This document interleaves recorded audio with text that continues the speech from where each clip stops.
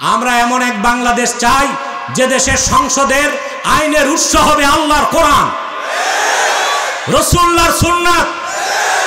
মানব রচিত কোন আইন দিয়া বাংলাদেশ চলুক, বাংলাদেশের যুব সমাজ তার চায় না। কোরআন সুন্নাহর আইনে বাংলাদেশ গঠন করতে হবে, চলতে হবে। এটাই আমার বাংলাদেশের যুব সমাজের প্রাণের দাবি।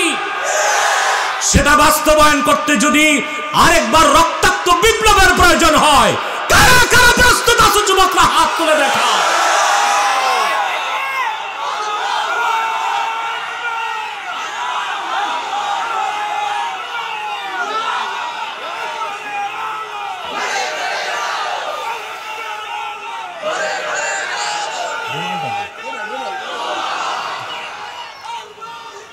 আমি আপনাদের সামনে সূরাতুল বাকারা থেকে 165 নম্বর আয়াত তেলাওয়াত করেছি।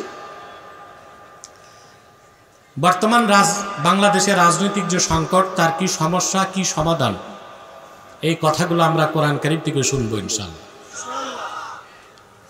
আমার সঙ্গে আপনারাও পড়ুন, যেন প্রতিটি অক্ষরের নূরকে আল্লাহ তাআলা আমাদের সিনায় উদ্ভাসিত করে দেন। বলুন আল্লাহুম্মা আমিন। أعوذ بالله من الشيطان الرجيم بسم الله الرحمن الرحيم ومن الناس من يتخذ من دون الله أندادا يحبونهم كحب الله والذين آمنوا أشد حبا لله ولو يرى الذين ظلموا إذ يرون العذاب أن القوة لله جميعا وأن الله شديد العذاب। আল্লাহ তাআলা কোরআন কারীমের মধ্যে ইরশাদ করেছেন, وَمِنَ النَّاسِ مَن يَتَّخِذُ مِن دُونِ اللَّهِ أَندَادًا। মানুষের মধ্যে এমন কিছু অবিশ্বাসী মুশরিক এবং পোড়াকপাল আছে যারা মহান আল্লাহকে বাদ দিয়ে অন্য কিছুকে আল্লাহর সমকক্ষ বানায়। বলেন নাউজুবিল্লাহ। ইউহিব্বুনাহুম কাহুব্বিল্লাহ।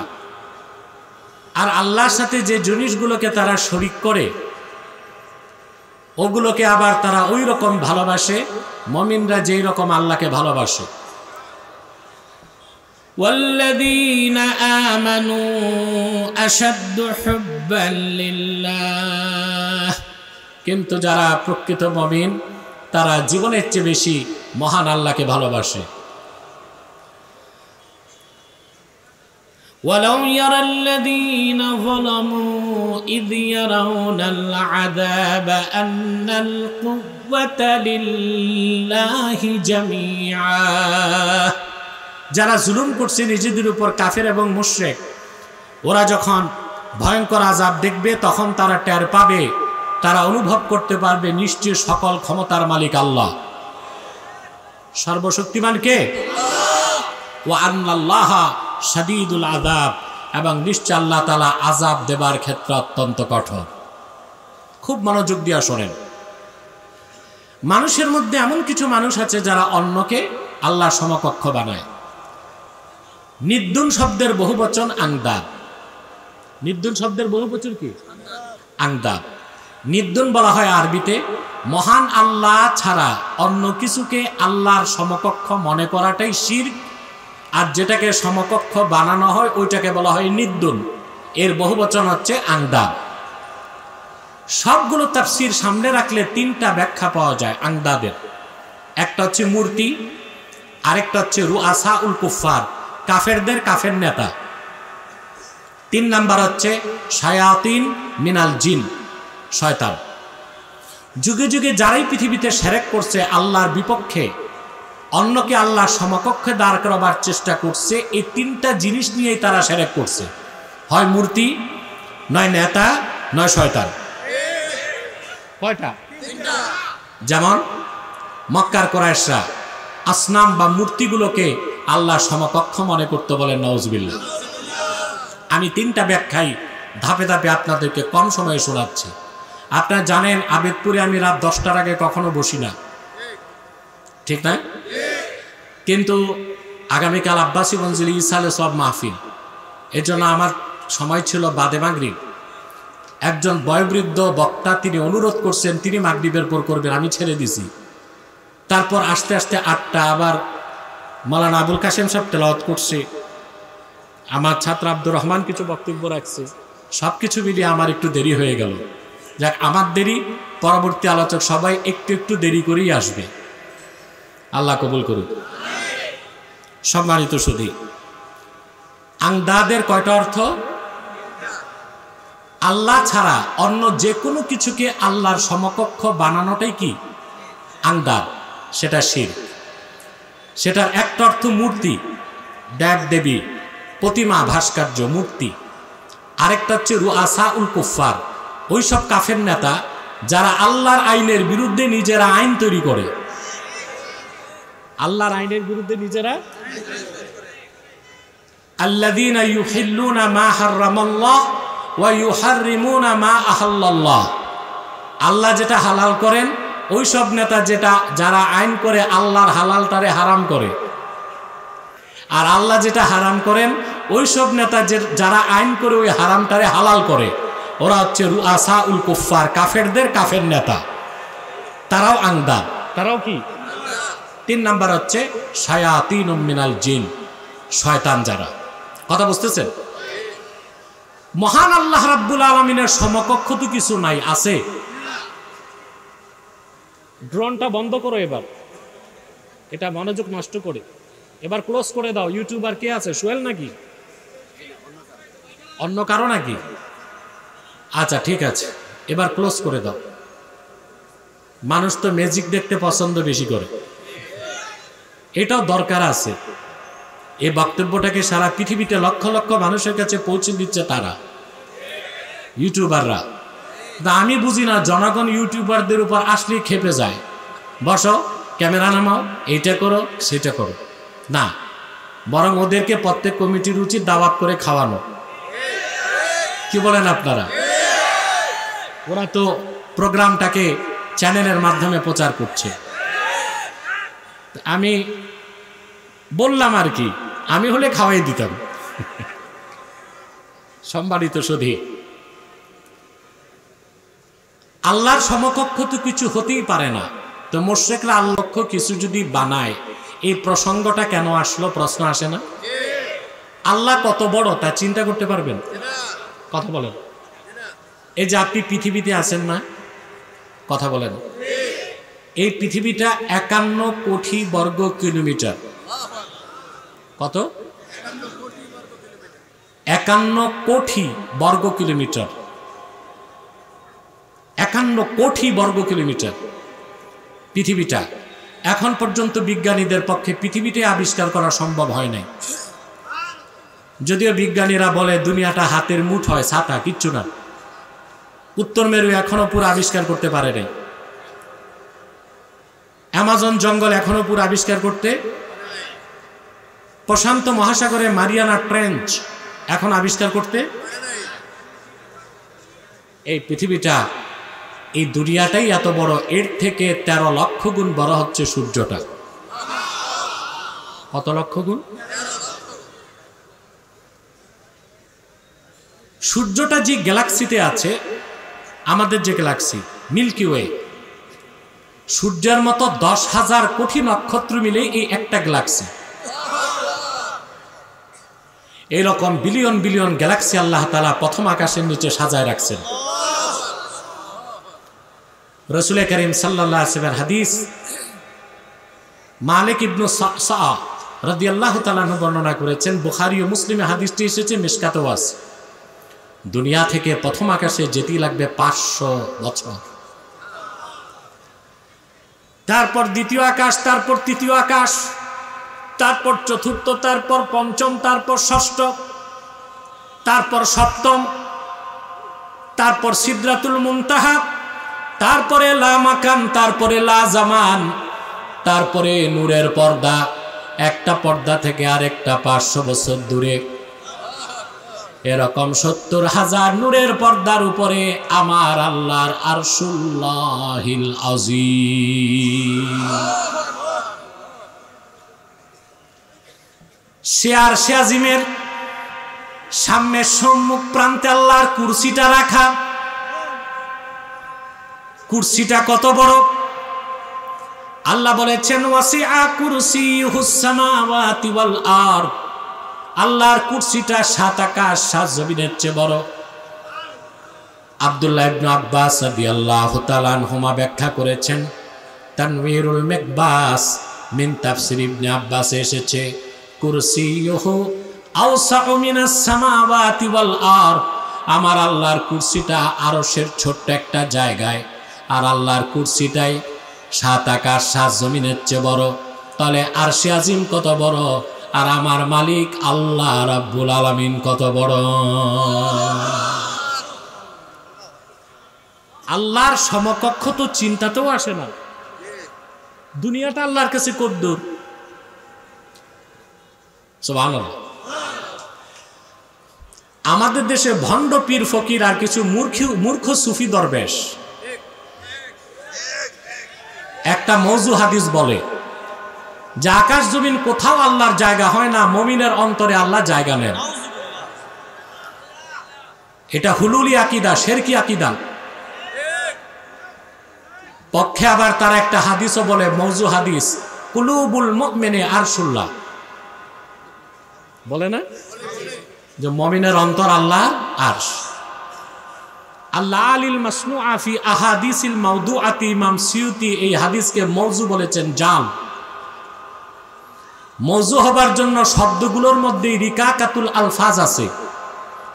কুলুবুল মুমিন, কুলুব বহুবচন, মুমিন একবচন। এটা যদি হাদিস ধারণা করতে চাইতাম তো হইতো কি কুলুবুল মুমিনিন, কুলুব বহুবচন, মুমিন একবচন। রিকাকাতুল আলফাজের কারণে প্রথম শর্তেই বোঝা যায় এটা আল্লাহর হাবিবের হাদিস নয়, এটা মওযু কথা। মুমিনের অন্তরে কখনো আল্লাহ জায়গা নেন না। মুমিনের অন্তরে আল্লাহর জিকির থাকে, স্মরণ থাকে, আল্লাহর মারিফত থাকে। আমার আল্লাহ এত বড়, তিনি গোটা সৃষ্টি জগতের উপরে সব জায়গায় তিনি আছেন। এলমান কুদরাতান, সুবহানাল্লাহ বলেন। এলমান কুদরাত, পৃথিবীটা আল্লাহর কাছে কদ্দুর। সুনান তিরমিজিতে এসেছে, আল্লাহর হাবিব ইরশাদ করেছেন, লাউ কানাতিদ দুনিয়া তা'দিলু ইনদাল্লাহি জানাহা বাউদাহ।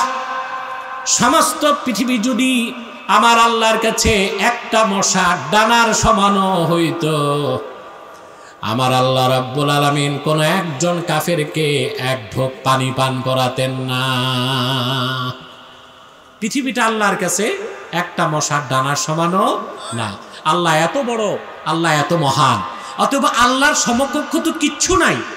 তা আল্লাহ বললেন কেন অমিনান নাসি মান ইয়াত্তাখিযু মিন দুনিল্লাহি আনদাদ। আল্লাহকে বাদ দিয়া যেসব মুশরিকরা মূর্তি, নিজেদের নেতা বা তাওয়াগুতকে, শয়তানগুলোকে আল্লাহর সমকক্ষ বানাতে চায়, এর মানে তাদের ধারণায়, তাদের আকীদায়, এই ধারণা বা আকীদায় সমকক্ষ মনে করাটাই শিরক। কথা বুঝতে পারছেন? তাহলে আন্দাদ অর্থ হচ্ছে মূর্তি কিংবা নেতা কিংবা শয়তান, যেটাকে আপনি আল্লাহর সমকক্ষ মনে করবেন ওইটাই আন্দাদ, ওইটাই শিরক, এবং আপনি মুশরিক হয়ে যাবেন। বলেন নাউজুবিল্লাহ।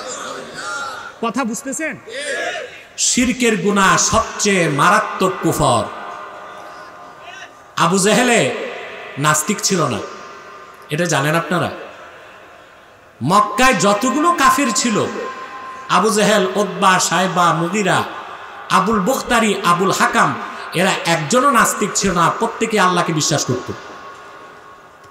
অপরাধ কি ছিল? আল্লাহর সাথে অন্যকে শরীক করত। ঠিক না? প্রমাণ দেখুন কোরআন কারীমে আল্লাহ রাব্বুল আলামিন বলেন, ওয়ালা ইন সাআলতাহুম أَمَّنْ خَلَقَ السَّمَاوَاتِ وَالْأَرْضَ وَسَخَّرَ الشَّمْسَ وَالْقَمَرَ لَيَقُولُنَّ اللَّهُ। প্রিয় হাবিব মুহাম্মদ সাল্লাল্লাহু আলাইহি ওয়াসাল্লাম, যদি আপনি মক্কার কাফেরদেরকে জিজ্ঞেস করেন এই আকাশ জমিন কে সৃষ্টি করেছেন, সূর্য চন্দ্রকে নিয়ন্ত্রণ করেন, ওরা বিনা বাক্যে বলবে আল্লাহ। তা অপরাধ কি ছিল? আরে ভাই, আমি কি কবরস্থানে না মাহফিলে? এখন কথা বোঝা যায়? মাইক কি অপারেটর ঠিক করছে না আমি? না, আমি ঠিক করছি। দুর্মিয়া অপারেটর তো হয় নাই, আমি নির্দেশ দিয়েছি যে এমনি অমনি করছে। তো কে ঠিক করছে? চিন্তা করে এবার আমার এসে মাইকও ঠিক করতে হবে। যাক, তারপরও মাইকম্যানের পিঠের চামড়া ঠিকঠাক, এখন সুন্দর আছে, খুব ভালো আছে। সম্মানিত সুধী, মুশরিকরা আল্লাহকে বিশ্বাস করতো কি না?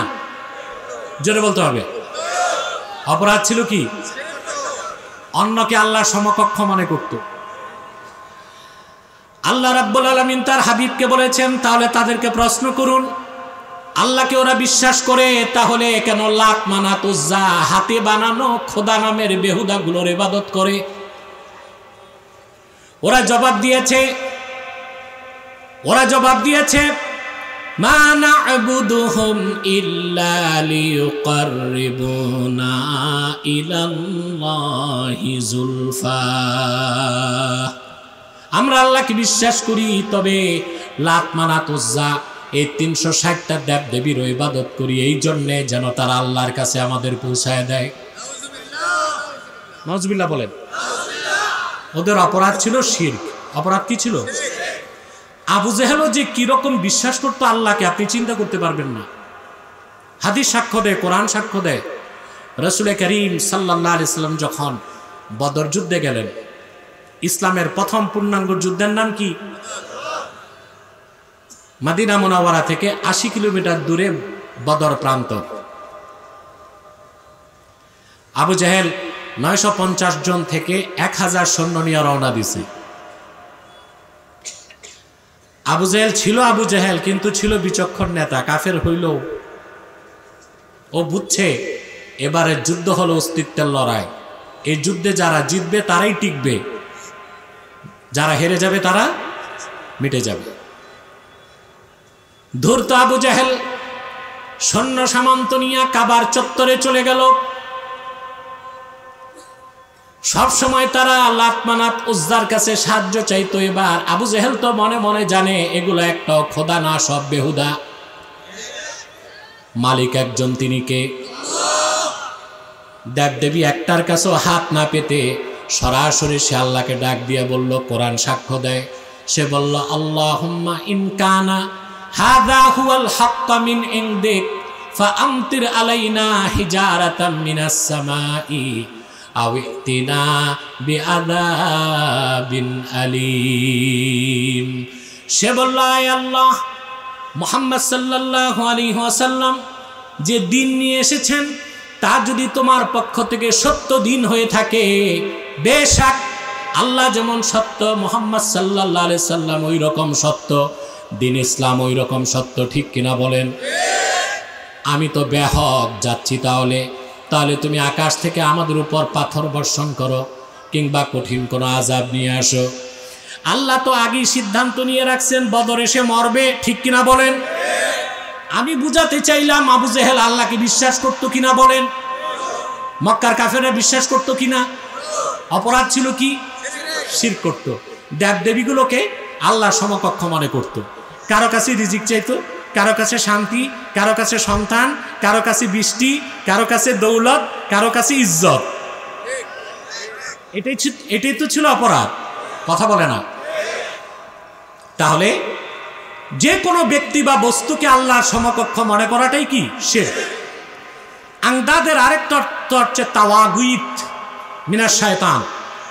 তৃতীয় অর্থ হচ্ছে রুআসাউল কুফফার, ওই সব কাফের নেতা যারা আল্লাহর আইনের বিরুদ্ধে আইন তৈরি করে, বলেন নাউজুবিল্লাহ। এই শিরকি কাজটা বাংলাদেশে আছে না নাই? চিল্লায় বলেন আছে না না? আমরা এমন এক বাংলাদেশ চাই যে দেশের সংসদের আইনের উৎস হবে আল্লাহর কোরআন, রাসূলুল্লাহর সুন্নাত। মানব রচিত কোন আইন দিয়া বাংলাদেশ চলুক, বাংলাদেশের যুব সমাজ তার চায় না। কোরআন সুন্নাহর আইনে বাংলাদেশ গঠন করতে হবে, চলতে হবে। এটাই আমার বাংলাদেশের যুব সমাজের প্রাণের দাবি। সেটা বাস্তবায়ন করতে যদি আরেকবার রক্তাক্ত বিপ্লবের প্রয়োজন হয়, কারা কারা প্রস্তুত আছো যুবকরা হাত তুলে দেখা।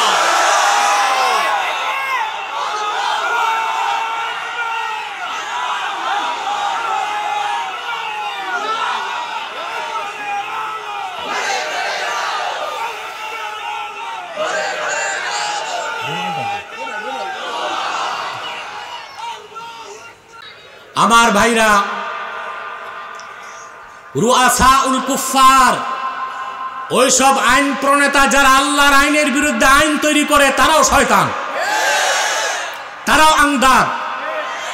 আল্লাহ যেটা হালাল করেছেন, রাসূলুল্লাহ যেটা হালাল করেছেন, কিয়ামত তক দুনিয়ার সমস্ত পার্লামেন্টের সদস্যরা মিলেও ওই হালালকে হারাম করার অধিকার রাখে না।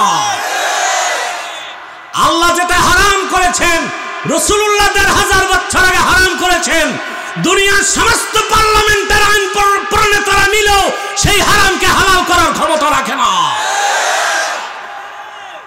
যদি আল্লাহর ও তার রাসূলের হালালকে কেউ হারাম করতে চায়, হারামকে কেউ হালাল করতে চায়, সেও আংদাদের অন্তর্ভুক্ত হবে। যারা তার অনুসরণ করবে তারাও শিরকের গুনাহগার হয়ে যাবে। কোন মানুষ কখনো আল্লাহ যা হালাল করছেন ওটারে হারাম করতে পারে না, আল্লাহ যা হারাম করছেন ওটারে হালাল করতে পারে না।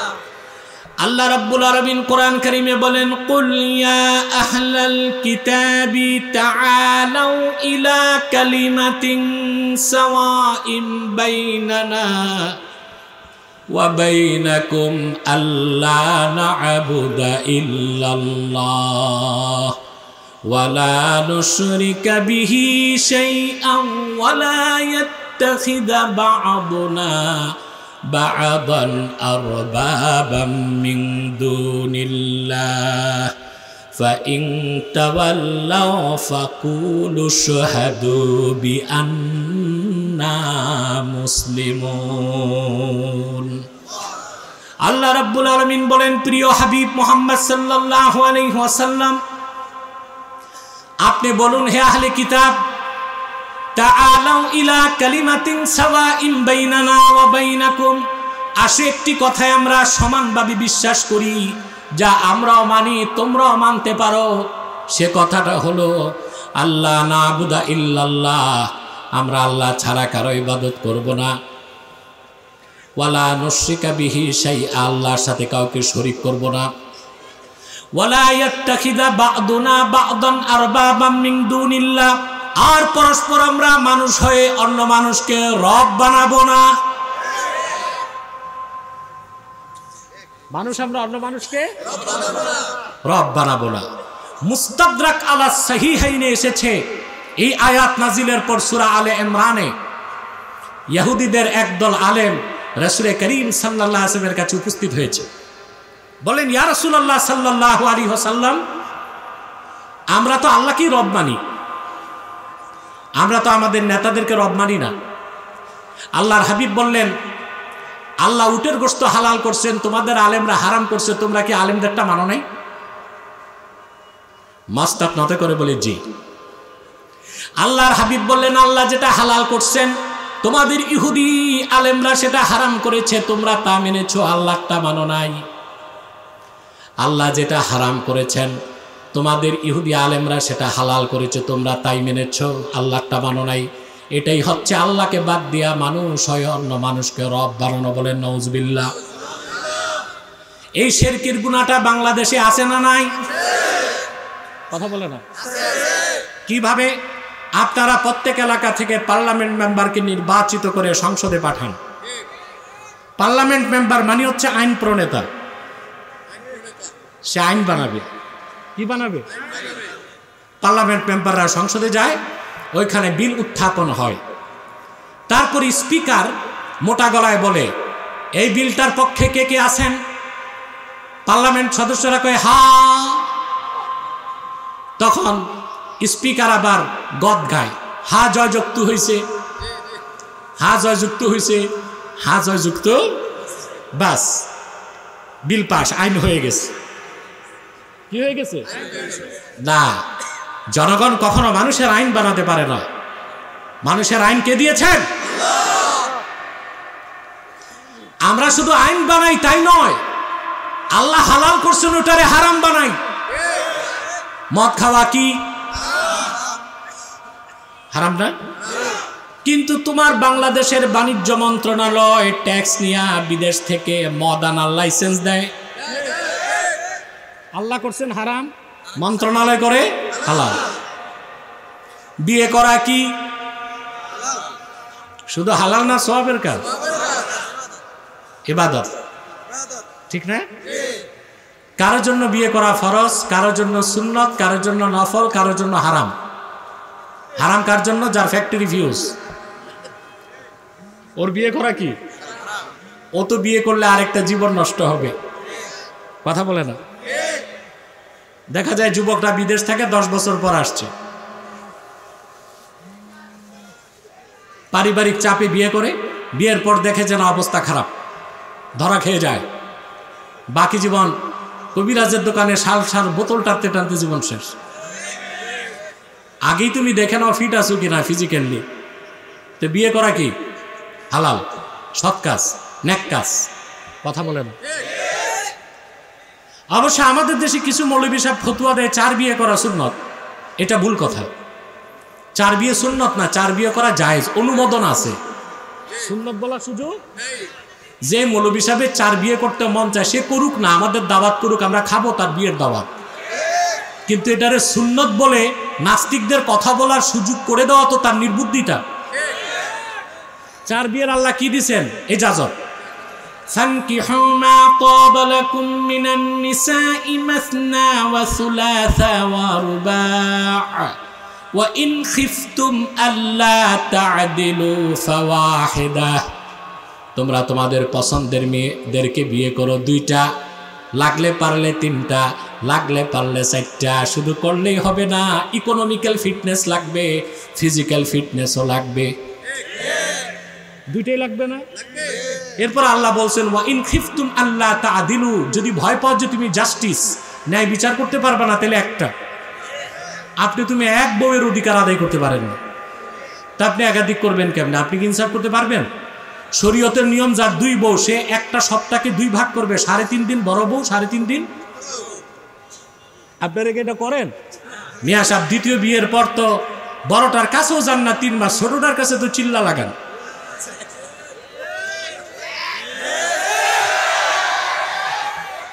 থামো যুবকরা, থামো। ওদের গোসা কোথায় জানি, ওরা তো একটাও করে নাই, সুযোগ হয় নাই। সম্মানিত সুধী, যে কথা বলছিলাম, তাহলে 2 বউ থাকলে ইনসাফ করতে হবে না? একটার কাছে 3.5 দিন, আরেকটার কাছে। যদি একজন দ্বিতীয় স্ত্রীর কাছে বেশি থাকেন, প্রথম জন থেকে অনুমতি নিতে হবে। মানালা আশরাফ আলী থানবী রহমতুল্লাহ, ওনার কোনো ছেলে সন্তান ছিল না, তো মুরিদদের আপত্তির কারণে 2য় বিয়ে করছিলেন। 2য় বিয়ের পর ঘরে অশান্তি শুরু, বড় স্ত্রী আর ছোট স্ত্রী। এক সময় তিনি সিদ্ধান্ত নিলেন ছোট বউ ছেড়ে দিবেন। বড় বউ তখন বললেন না, যেহেতু বিয়ে করছেন রাখেন, আমার বোন হিসেবে থাকবে। কিন্তু থানবী সাহেবের ইনসাফ কি ছিল জানেন? মুরিদরা হাদিয়া আনলে সমান 2 ভাগ 2 ঘরে পাঠাতেন। একটা তরমুজ আসলে 2 টুকরা করে পাল্লায় ওজন দিয়া 2 বউরে দিতেন। আছে ইনসাফ আপনার? তো বলছিলাম আল্লাহর হুকুম বিয়ে করো, সওয়াবের কাজ না? কিন্তু আপনার দেশে পার্লামেন্টে আইন পাশ করা হয়েছে, ছেলের বয়স যদি 21 না হয়, মেয়ের বয়স যদি 18 না হয়, এই সৎ কাজটা আপনারা আইন করে হারাম করছেন। এটা কি নাফরমানি হয় নাই? চিল্লায় বলেন শিরক হয় নাই? আর এই আইন প্রণেতাদের আইন যারা মানলেন, ওই সব ভণ্ড আইন প্রণেতাদেরকে আল্লাহর বিপক্ষে আল্লাহর সমকক্ষ মনে করার কারণে শিরকের গুনাহ হয়েছে। এটাও আন্দাজ। এটা কি বাংলাদেশে আইন করা হয়েছে, ছেলের বয়স যদি 21 না হয়, মেয়ের বয়স, এর চেয়ে অসৎ কাজ নাই, এর চেয়ে গুনার কাজ নাই। যদি পুলিশ খবর পায় ছেলের বয়স 21 হয় নাই, 20.5, মেয়ের বয়স 18 হয় নাই, 17.5, এমন হারাম কাজ এটা, বিনা নোটিশে বিনা ওয়ারেন্টে দলবিয়াই অ্যারেস্ট। দাওয়াত খাইতে যারা আসছে ওরাও অ্যারেস্ট, বাবুর্চি অ্যারেস্ট, এমনকি ম্যারেজ রেজিস্টার, ওই যে মাথায় ছাতা বগলে খাতা দৌড়ায়,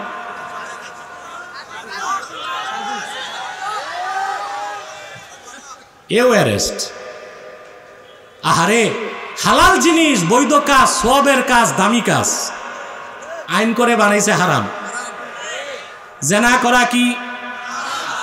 তোমাদের মন্ত্রী এমপিরা তোমাদের পার্লামেন্টে আইন করেছে, সংবিধানে আইনে বলে ছেলে আর মেয়ে বয়স যাই হোক, নিজেরা মন দেয়া নেয়া করে একটু পার্কে, রেস্টুরেন্টে, নদীর পারে কিংবা জঙ্গলে যে ফষ্টি নষ্টি, ফ্রি মিক্সিং, লিভ টুগেদার, তাতে কোনো সমস্যা নাই।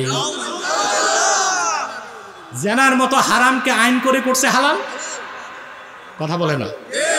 বিয়ের মতো হালালকে আইন করে করছে হারাম। এরাও আংদাত বানাইছে কিনা, কথা বলে না। আল্লাহ হালাল করছেন, ওরা করছে কি? আল্লাহ হারাম করছেন, ওরা করছে কি? আমরা শিরক মুক্ত পার্লামেন্ট চাই। আমার আইনের উৎস হবে কোরআন, সুন্নাহ, ইজমা, কিয়াস। মানুষের মন গড়া কোনো আইন দিয়ে বাংলাদেশ চলবে না। শিরক মুক্ত পার্লামেন্ট করতে যদি আরেকবার বিপ্লবের ডাক আসে, বুকের তাজা রক্ত ঢেলে দিতে বাংলার দামাল যুবকদের প্রস্তুত থাকতে হবে।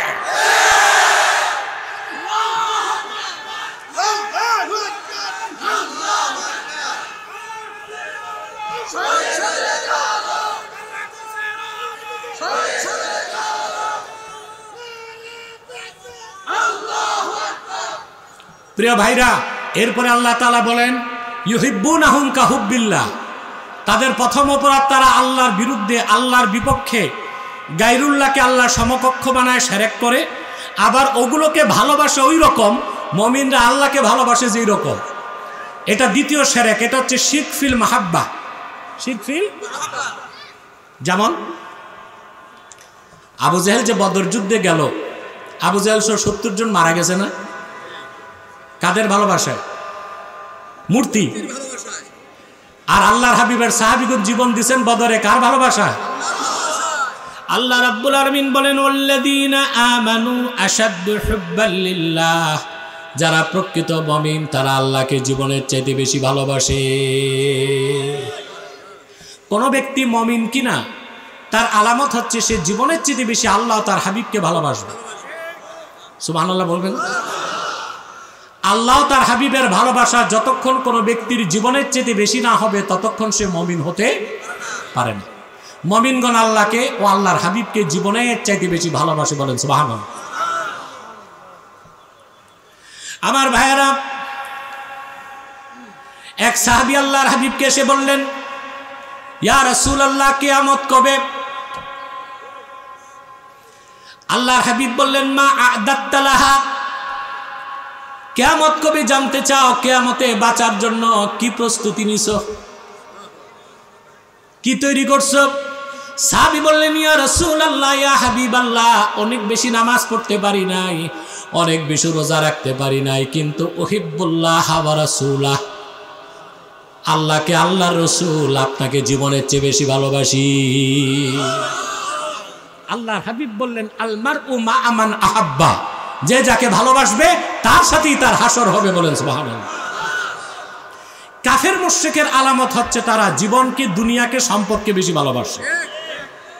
আল্লাহ রাব্বুল আলামিন বলেন আল্লাযীনা ইস্তাহিব্বুনাল হায়াতাদ দুনিয়া আলাল আখিরাতি ওয়া ইয়াসুদ্দুনা আন সাবিলিল্লাহি ওয়া ইয়াবগুনাহা ইওয়াজা। যারা কাফের মুশরিক অবিশ্বাসী তারা দুনিয়ার জীবনকে আখিরাতের উপর বেশি প্রাধান্য দেয়, ভালোবাসে, দুনিয়ার চাকচিক্য টাকা পয়সার কারণে সব পথ ছেড়ে দেয় আর ইসলামের পথ থেকে মানুষকে সরায় দেয়। নাউজুবিল্লাহ বলেন। কিন্তু যে ব্যক্তি প্রকৃত মুমিন সে জীবন থেকে বেশি আল্লাহ তার হাবিবকে ভালোবাসবে, ঠিক কিনা বলেন?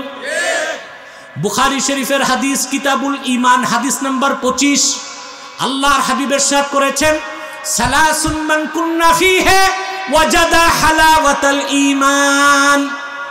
যেই মুমিন মুসলমানের ভিতরে তিনটা খাসলত একত্রিত হয়ে যাবে সে ঈমানের মধুর স্বাদ পেয়ে যাবে। মধুর স্বাদ পাইছেন ঈমানের? কথা বলে না, পান্ডাই তো। এই জন্য তো আপনারা ওয়াজও যান আবার গানের কনসার্টও যান, দুইটাই ভালো লাগে। কথা বলে না, হ্যাঁ? ইসলামী সম্মেলনও যান আবার যাত্রা অনুষ্ঠানও যান, ওইটাও ভালো লাগে। তার মানে কিছু মুনাফিকি। কিন্তু যে ব্যক্তির অন্তরে তিনটা খাসলত একত্রিত হয়ে যাবে ঈমানের মধুর স্বাদ সে পেয়ে যাবে। বলেন সুবহানাল্লাহ।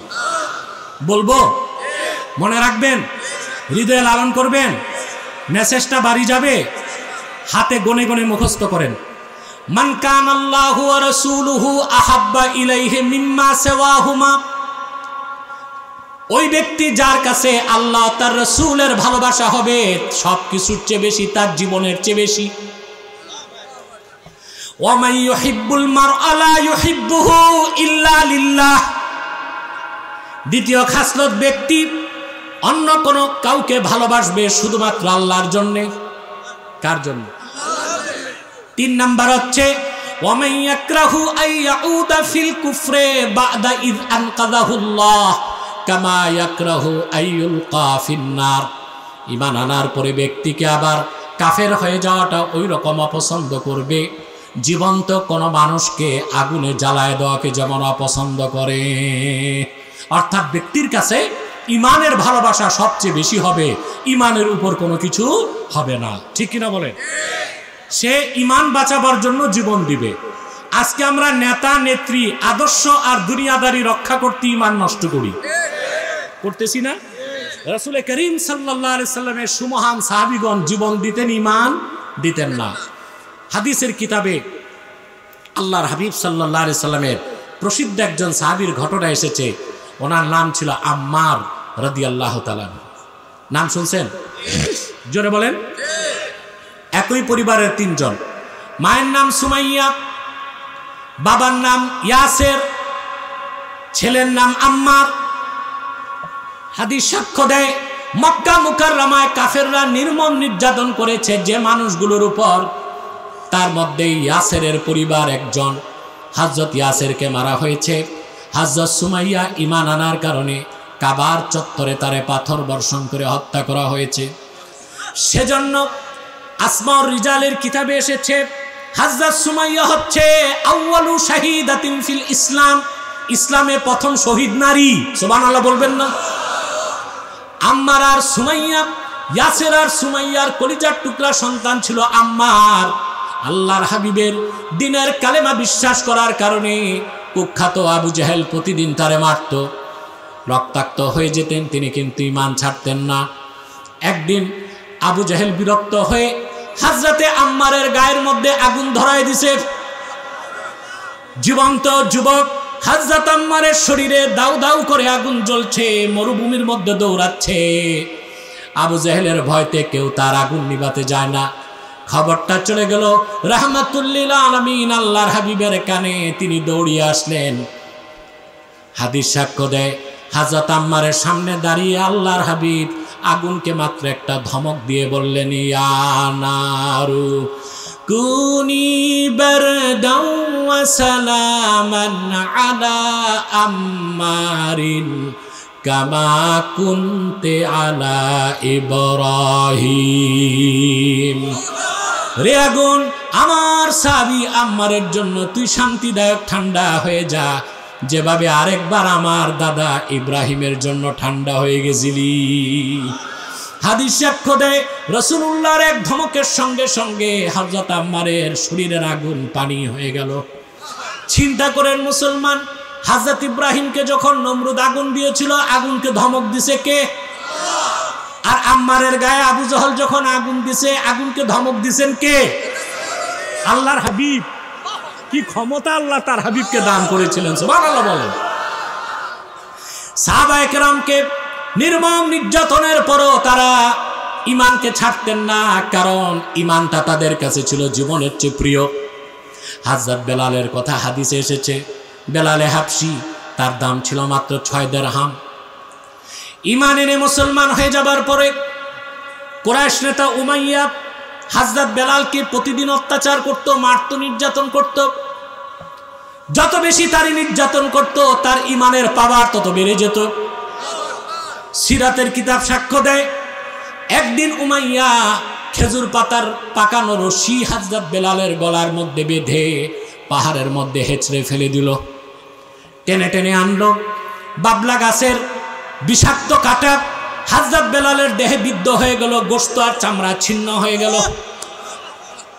তপ্ত মরুভূমির মধ্যে এনে কুখ্যাত আবু জেহেল, কুখ্যাত উমাইয়া মরুভূমির মধ্যে আগুনের অঙ্গার বিছায় দিল, উলঙ্গ করে বেলালকে শোয়া, বুকের মধ্যে একটা পাথর রেখে দিল। হযরত বেলাল বেহুশ হয়ে যান।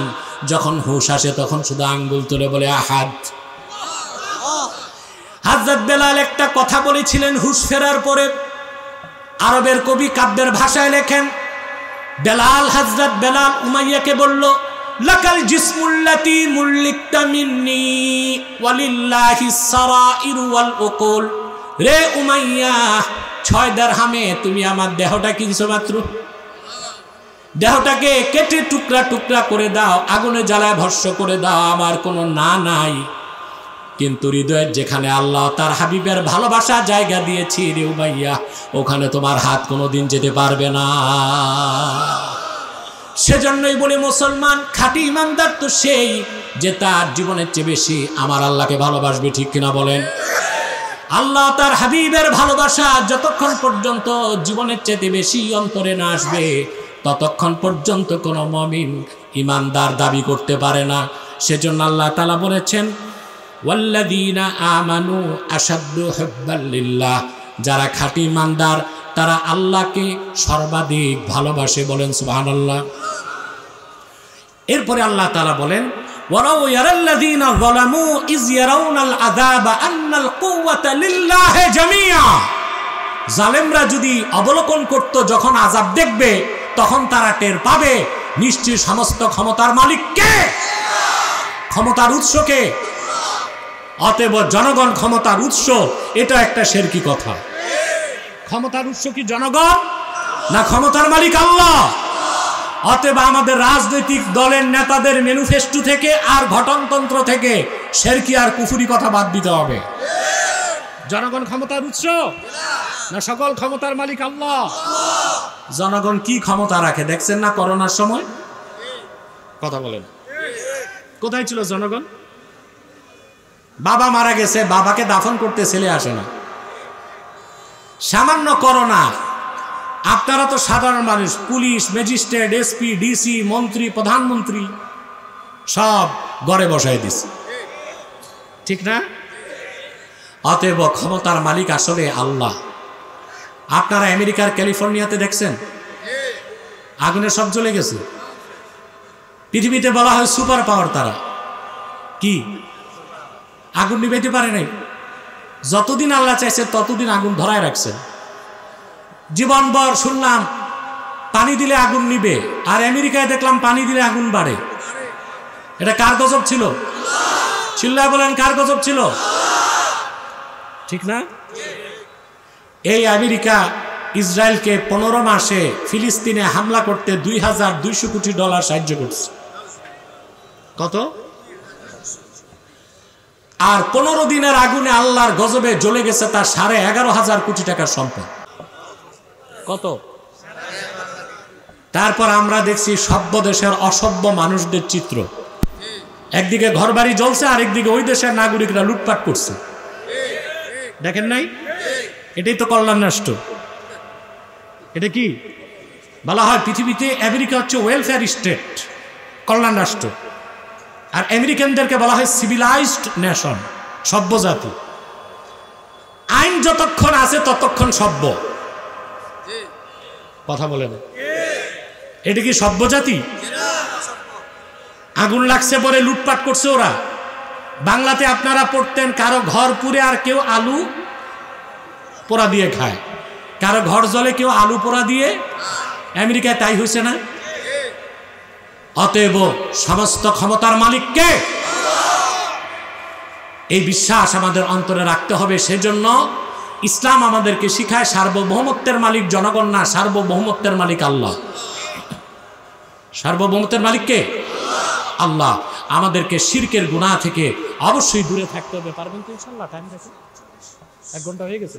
আমি আজকে আর পারছি না, আমি বিদায় নিব কয়েকটা জরুরি কথা বলে। যে কথাগুলো বললাম এগুলো মনে রাখবেন তো ইনশাআল্লাহ? শিরকের গুনাহ করবেন, জোরে বলতে হবে, করবেন। আল্লাহ কখনো শিরকের গুনাহ মাফ করবেন না। আপনি যত বড়ই গুনাহগার হন না কেন, শিরকের গুনাহ যদি না করেন আল্লাহ তাআলা অবশ্যই আপনাকে কোনো একদিন মাফ করে দিবেন। দিবেন কি না? আমরা শিরক আর কুফর থেকে দূরে থাকবো। কাগজগুলো পকেটে রাখো। সাদাকাল্লাহুল আযীম ওয়া সাদাকা রাসূলুহুন নবিয়ুল কারীম ওয়া নাহনু আলা যালিকা মিনাশ শাহিদিন ওয়াশ শাকিরিন আলহামদুলিল্লাহি রাব্বিল আলামিন। কিছু বলবেন? আচ্ছা বলবো। এই মুরব্বি উঠছে কেন? তো মুরব্বি বলাও তো আরেক সমস্যা। আচ্ছা সব এই উঠতে নিষেধ করছি। আমার কিছু কথা আছে, এটা শুনতে হবে। আর দান বাক্সগুলো যাচ্ছে, প্রত্যেকে কিছু কিছু দিতে হবে। ও দেওয়া আছে, আপনারা দিবেন না কিছু কিছু? কথা বলে না ভাই। আরে ভাই, লাখ লাখ টাকা খরচ হয় আবিদপুরের মাহফিলে, যদি না দেন তো কেমনে চলবে? অফিসে অনেকে দিচ্ছে, আর দান বাক্সে কে কে দিবেন? 10 টাকা হলো, একটু আদা করেন তো, হাত তুলেন। 10টা টাকা হলেও দিবেন, কমসে কম 10 টাকা। হাত নামান। আর যারা হাত তুললেন না, আমার থেকে নিয়ে যান 10 টাকা করে। বসো না, তোমরা দাঁড়িয়েছো কেন? কি বলবো? বসো, ডিস্টার্ব করো নাকি? সব বসো। প্রিয় আবেদপুরবাসী, বিদায় লগ্নে একটি কথা বলে যাই আমি। ঘুরে বসো। তাহরিকে খাতমে নবুয়ত বাংলাদেশের পক্ষ থেকে এখানে আপনারা বিভিন্ন দল ও মতের লোক আছেন না? আপনাদেরকে আমার করজোর বিনীত অনুরোধ হলো, দলীয় মতভেদ থাকতেই পারে, তা থাকবে রাজপথে এবং সংসদে, কিন্তু আমরা সকল দলের মুসলমান ঐক্যবদ্ধ হয়ে যাব 3টা ইস্যুতে। ঘুরে বসো। রাজি আছেন? কয়টা ইস্যু? ইসলামের সুমহান স্বার্থ রক্ষায় আমরা ঐক্যবদ্ধ হয়ে যাব। বাংলাদেশে মুসলমানদের মৌলিক দাবি আদায় আমরা এক হব। বাংলাদেশের সরকার যারাই আসে আমাদের দাবি মানে। 50 বছর যাবত দেশের মানুষ বলতেছে কাদিয়ানীদেরকে অমুসলিম ঘোষণা করো, কোন সরকার মানছে?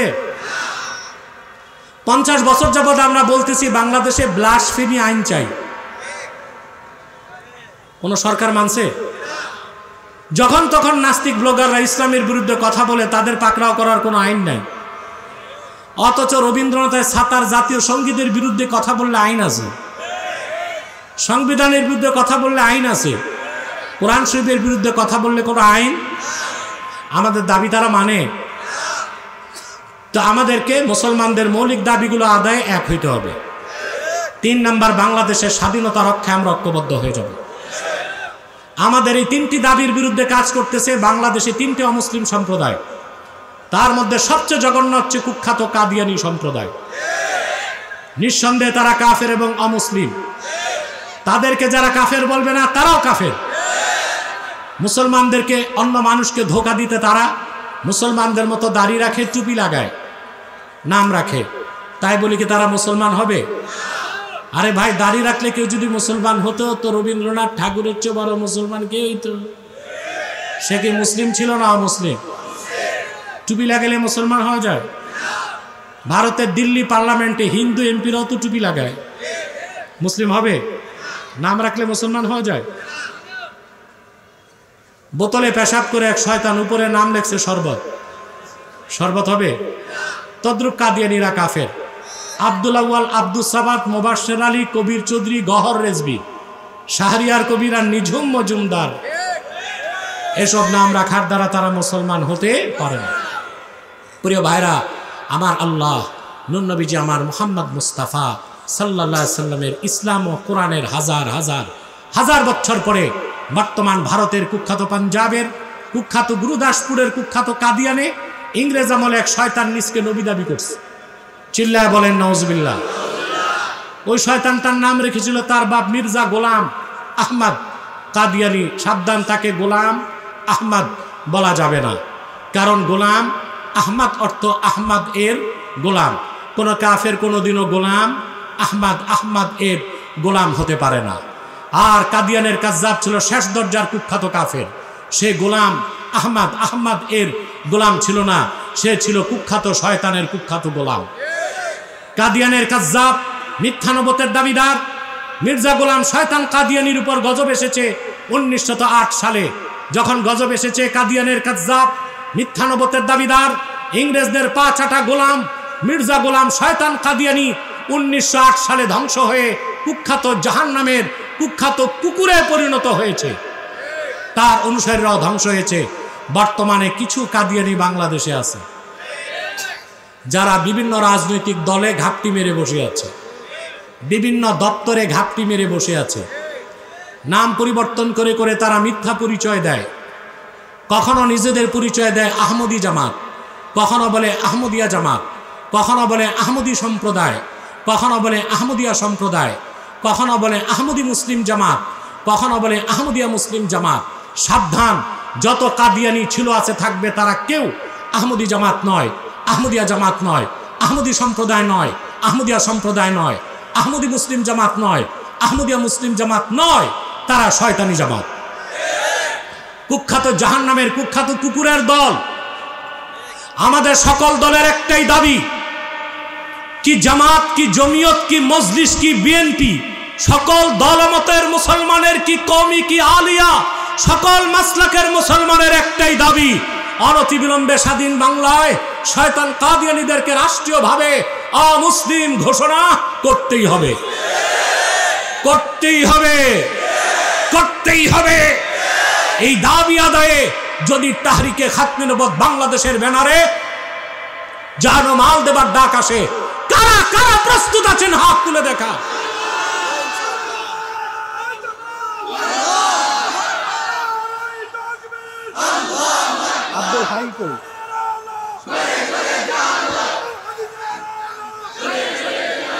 সম্মানিত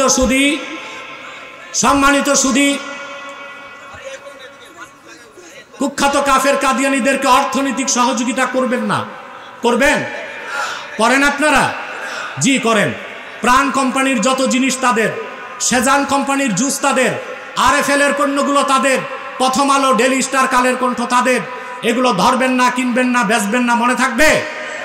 আরেকটি অমুসলিম সম্প্রদায় আমাদের বিরোধিতা করছে, এটা হচ্ছে ঈসাই তরিকাভুক্ত মুসলিম জামাত। নাউজুবিল্লাহ বলেন। এটা খ্রিস্টানদের একটা দল। 1975 সালে মাঠে নামছে, এই পর্যন্ত 2.5 লক্ষ মুসলিম পরিবারকে তারা খ্রিস্টান বানাইছে। তারা নিজেদেরকে বলে ঈসাই মুসলমান। মানুষকে খ্রিস্টান বানাবার পর বলে তুমি কি বলে মুসলমান, কি মুসলমান, ঈসাই মুসলমান। তার মানে তুমি ঈসার উম্মত মুসলমান। ঈসার উম্মত মুসলমান না খ্রিস্টান? এই খ্রিস্টান মিশনারির ব্যাপারেও আর ঈসাই তরিকার ব্যাপারেও আমাদের সাবধান থাকতে হবে। পারবেন তো ইনশাল্লাহ? এই আপনারা ডিস্টার্ব করছেন কেন? বসেন বসেন, বসেন, সব বসেন। আরেকটা বাতিল ফেরকা আমাদের বিরুদ্ধে মাথা চাড়া দিছে, হিজবুত তাওহীদ। বাংলাদেশে কতগুলো রাজনৈতিক দলকে নিষিদ্ধ করা হয়েছে, কিন্তু হিজবুত তাওহীদের মতো ইহুদিদের দালালদেরকে কেন নিষিদ্ধ করা হচ্ছে না?